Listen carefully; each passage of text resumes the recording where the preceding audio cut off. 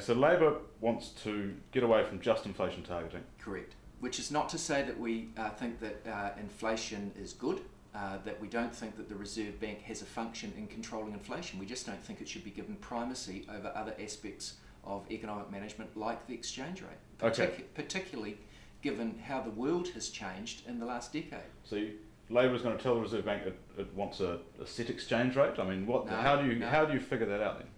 Well, we don't say in the Reserve Bank Act that we favour a set inflation rate.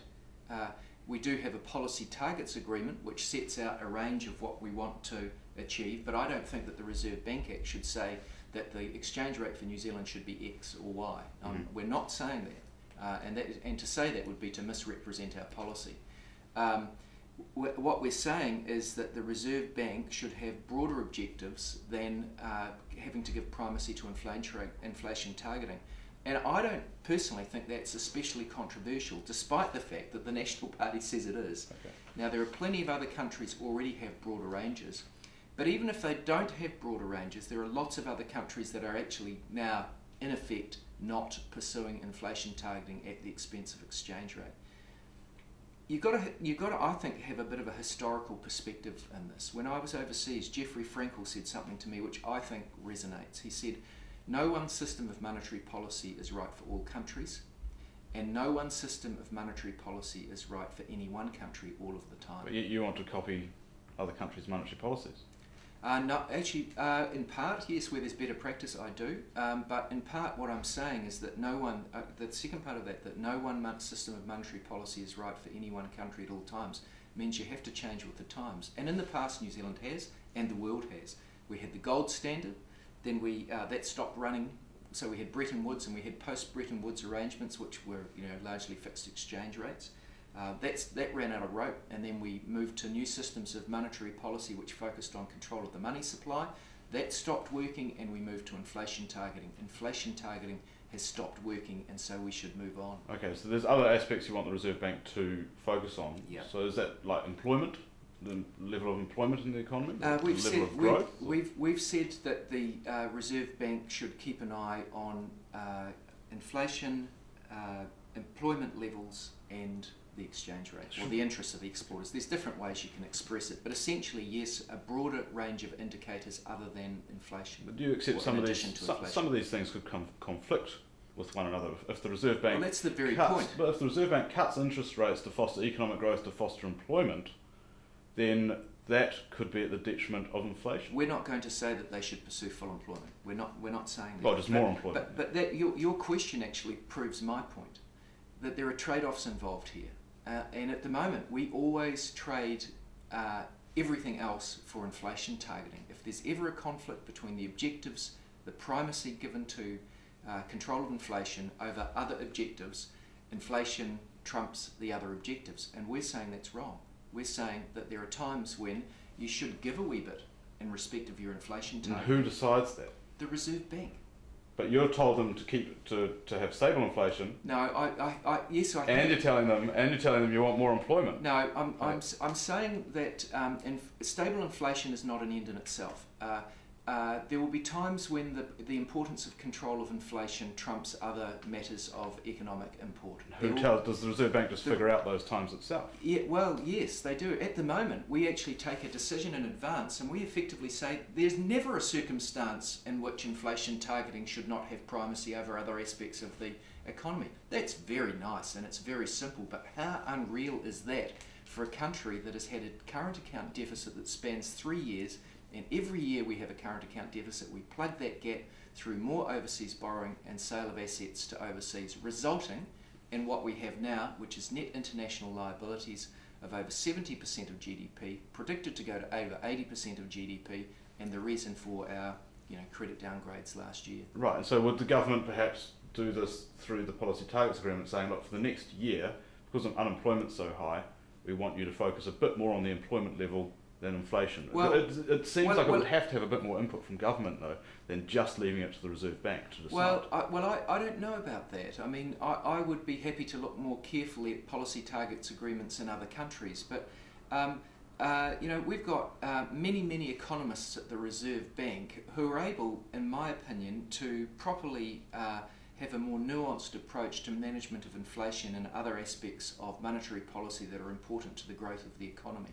At the moment, we say through statute that they must give primacy to inflation targeting over all other aspects of economic management. And given that we face competitive devaluation abroad, and we are losing that battle in New Zealand, and it is costing us jobs and incomes, and the New Zealand balance sheet inexorably every year gets worse.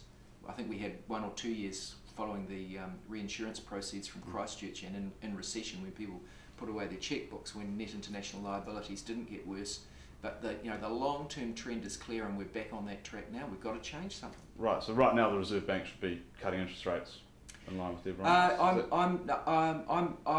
I'm not sure about that. I think that Alan Bollard made a fair point at his final appearance in front of the Finance and Expenditure Committee that lower interest rates would not necessarily flow through to a lower exchange rate if people thought that those interest rates were unrealistically low.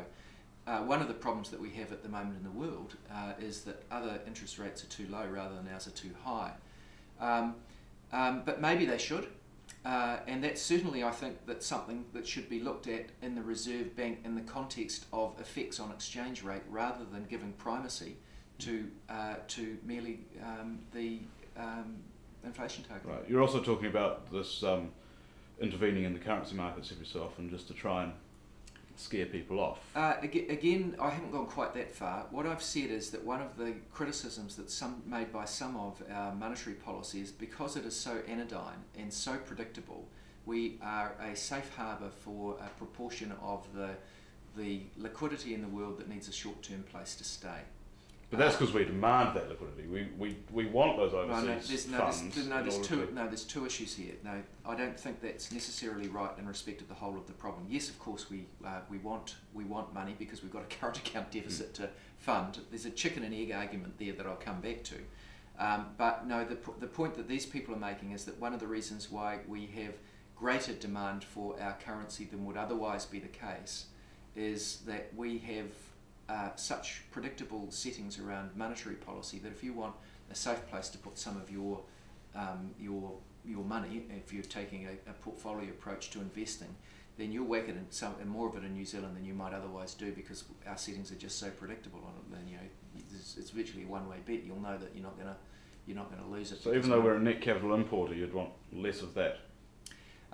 Actually, I want to be less of a net capital importer. Okay, so how do you do that? Is that up to the Reserve Bank? No, you overcome your current account deficit. That's how you get over that. Is that up to the Reserve Bank though? That's up to fiscal policy, surely.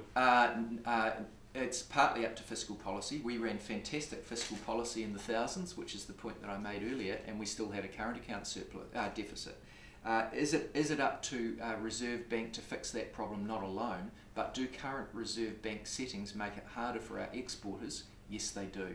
And as a consequence of that, our current account surplus deficit is worse than it would otherwise be. But that's good. If the Reserve Bank settings are detrimental to exporters, that's surely because the interest rate is too high at the moment. The OCR. Well, I think you're not trying to do this, but I think you need to be a bit careful that you view things in a prism other than just in the instant. And over time, there is no doubt that New Zealand's exchange rate is higher than the fundamentals of our economy, and I think that's evidenced by the fact that we've run, a 30-year current account.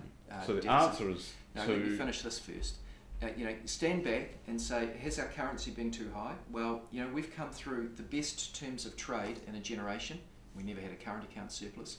People say, oh, will Australia do the same thing? Stand back and ask yourself, how does it make sense that following 10 years of a resources boom, Australia's still in a current account deficit? It just, it's their currency is overvalued relative to the fundamentals of their economy. Like us, they're inflation sucking in. No, but they're sucking in funds for to go into their housing market. In part, but in part, the reality is they're not earning enough from their exports, despite record volumes of exports in Australia and record prices for minerals, because their exchange rate is too high relative to what other countries are doing in the world. We've got China having the world's largest trade surplus ever, successfully managing their exchange rate at a peg low, We've got other countries around the world doing something similar, like Singapore managing within a range. The Americans, part of and you read the literature around quantitative easing, and one of the reasons they're doing it is to lower their exchange rate, to improve the competitiveness of the export economy against Japan and China and others, and that's narrowing at the rate of 12% per annum, in part because of their quantitative easing. You've had Germany profiting for years off a euro held low by problems in other parts of Europe relative to the German export economy, and now Europe's going into quantitative easing, effectively printing money. You've had Switzerland not taking real money and spending it to defend their exchange rate, but printing money in order to defend a cap. You've got the British having done something similar. You've got countries like Brazil intervening when their currency goes too high.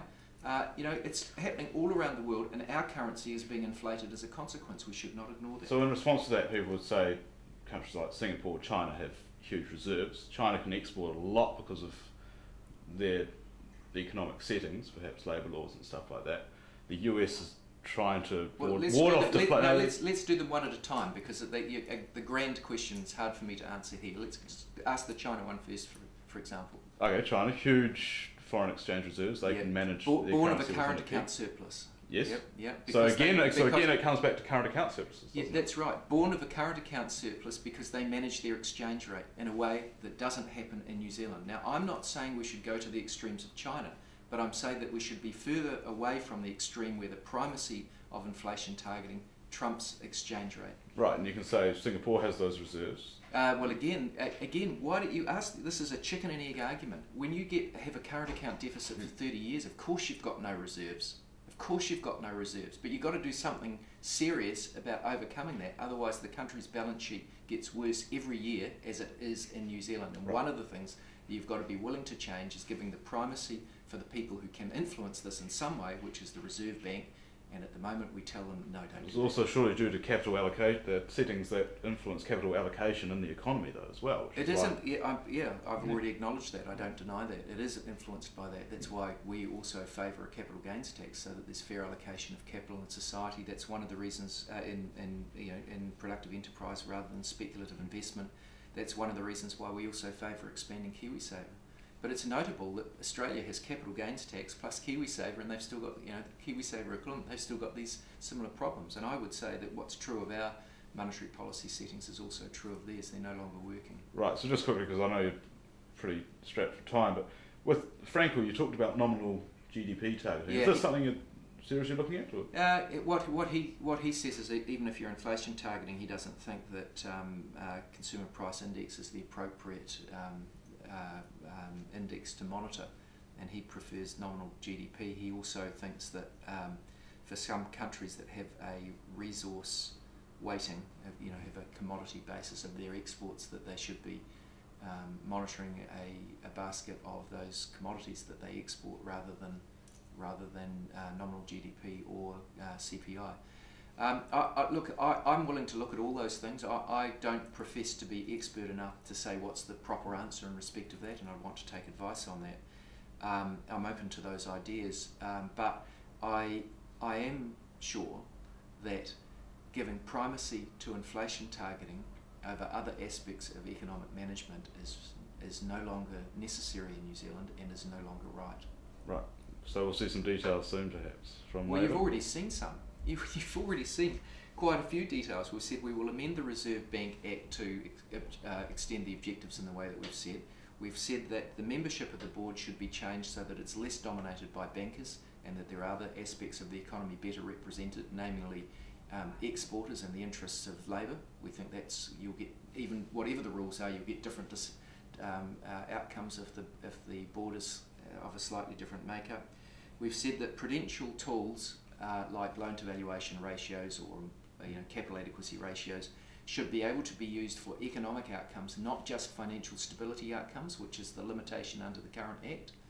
Okay. And we've said that the decision as to interest rates and those macro-prudential tools should be integrated and taken by the board rather than by the governor of the Reserve Bank. If you're going to be using both of these tools, it's a nonsense that you've got separate decision makers for them. They should be integrated. And we've said that the board would tell the governor, look, there's an asset price bubble going on.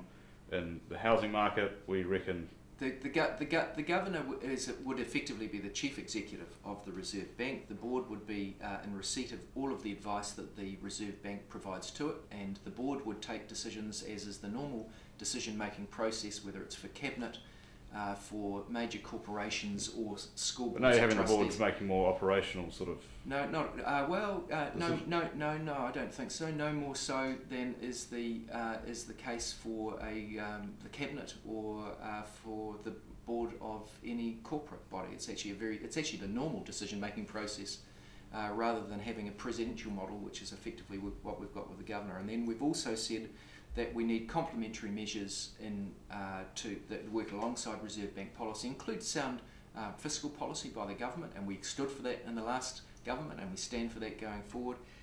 And we think that we need complementary tools in the form of a capital gains tax to take the heat out of asset price bubbles. So mates for monetary policy. Yeah, we do. Yeah, we agree with that. Okay. Yeah, we've long agreed with that. We know the Reserve Bank said monetary policy needs mates, and we agree with that.